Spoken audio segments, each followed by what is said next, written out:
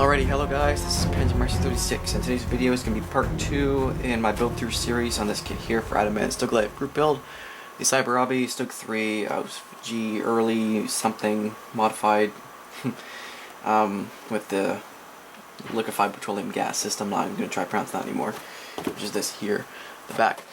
So as in the previous video, I'm basically just going to show you myself building it and talk about any issues that arise, tips, or anything like that, because I built quite a few of these StuGs, and I know there are some things you need to know when you're building them, and this one is quite an interesting StuG with all the modified bits, the spare track armor, the grenade launchers, the spare road wheels, the stack gas system, and the fuel, not the fuel, the weighting muffler.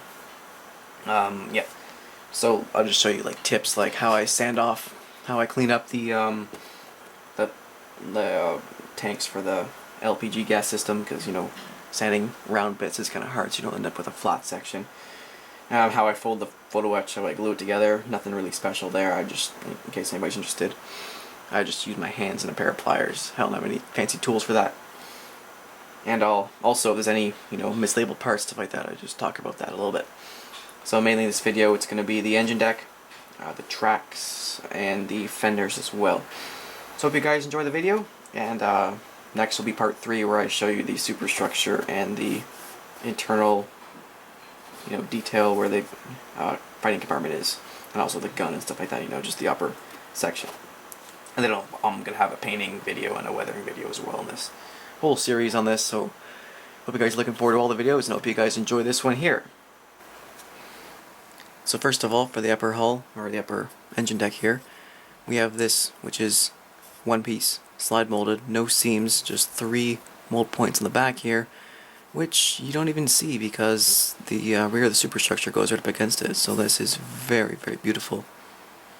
The only problem with it is, well, the only thing that I don't like about it, it's not really a problem, is that the hinges are separately molded parts. I guess maybe they had to do that because otherwise, more detail in here, they would have had more sprue gates along the sides, maybe some seam might have appeared or something like that.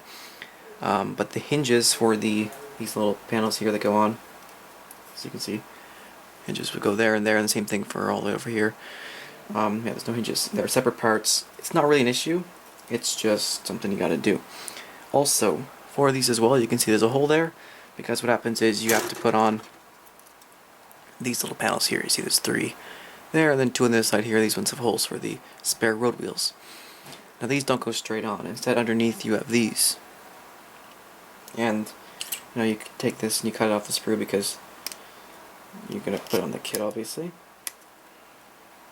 I think there's quite a few sprue gates along these. Not only are there usually about 4 or 5 along the outside, but you also have these 2 in the middle, which this is not really an issue actually, because you're not even going to see it. So you can actually just do this, because I'm lazy sometimes, and you can actually just cut them like that. And then you're done. You don't even have to clean up on the inside there, because you're never going to see that unless you're planning on having these hatches open. That's a tip there if you're a lazy scumbag like me. Alright, let's get on to building this.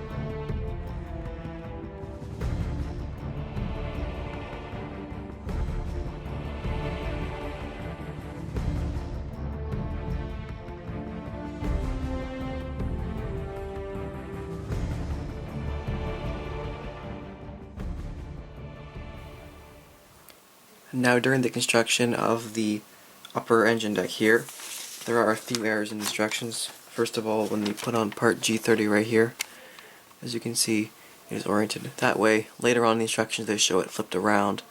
That way is wrong and this way is correct. And also when you put on part G28 right here, they're showing you putting it upside down. One part of the square bit there in the center is longer because it fits into the slot. On this side, they're showing you putting on that part the right way, but that one is wrong.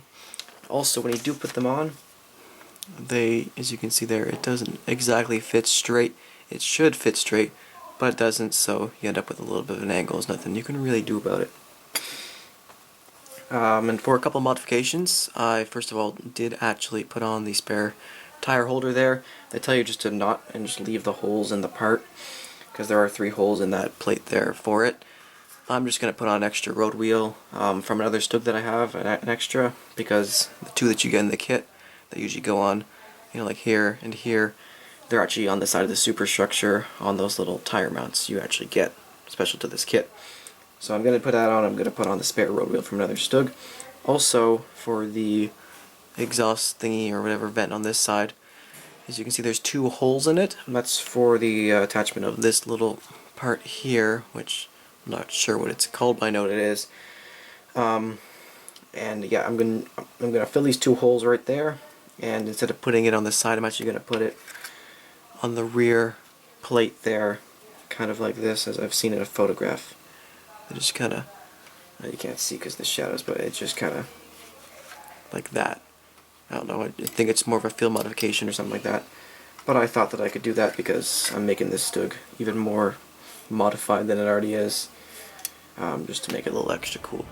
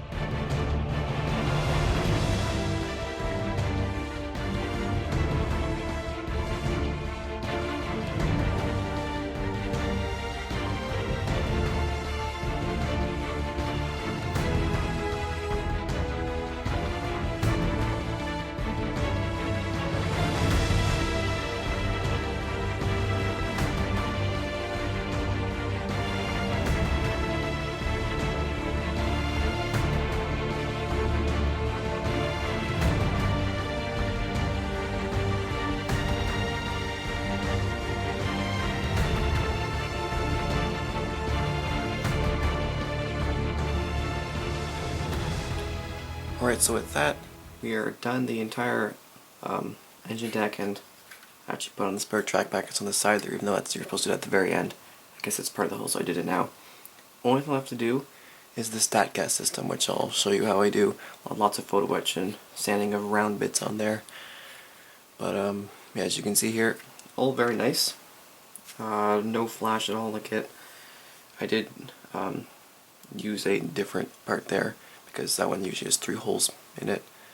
I took it from another just StuG kit that I have added extra. And also this spare road wheel, it turns out you actually have 4 spare road wheels in the kit here, so I didn't have to borrow it from another kit as well.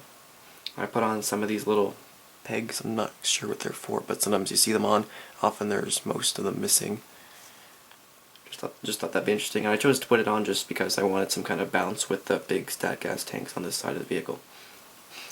Alright, so for the stat gas system, you have to make up these little tanks here first of all. And since it's a round part like a gun barrel, it's kind of hard to keep it sand it down and keep it very smooth. I did a good job on this one, and luckily you do get 3 tanks in the kit, even though you only need 2. So if I don't mess up one, I might actually put it on somewhere, some kind of stowage.